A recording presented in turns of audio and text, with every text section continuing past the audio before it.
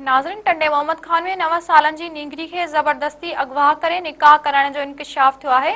इन हवाले सां असां सां टेलीफोन लाइन ते मौजूद आहिनि न्याज़ ख़ासकेली। जी न्याज़, कहिड़ा तफ़सील आहिनि? जी बिल्कुल, हिते के टंडे गुलाम हैदर में 9 सालनि जी मासूम नींगरी शाहिन लिगारी के ज़बरदस्ती अगवा करे निकाह कराइण जो इंकशाफ साम्हूं आयो आहे।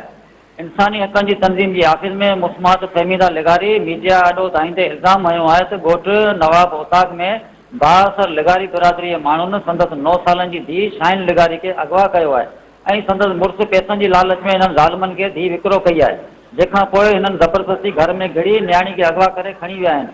हिन वाक़े बैदि मुस्मात फहमीदा हदी पुलिस वटि वई, पर पुलिस संदसि फ़रियाद न वरितो ऐं SSP आफ़िस मां खेसि धिका ॾेई ॿाहिरि कढियो वियो, जॾहिं त मुबीना जवाबदारनि में रियाज़, रमज़ान, इस्माइल लिगारी खे शामिल कयो वियो आहे। इंसानी हक़नि जी तंज़ीम जे अॻुवाणनि बेनज़ीर दस्ती ऐं हकीम दस्ती वाक़े जी मज़म्मत कंदे फौरी जवाबदारनि जी गिरफ़्तारी ऐं मुतासिर ख़ानदान जी तहफ़्फ़ुज़ जो मुतालबो कयो आहे। जी न्याज़, महिरबानी अवां जी।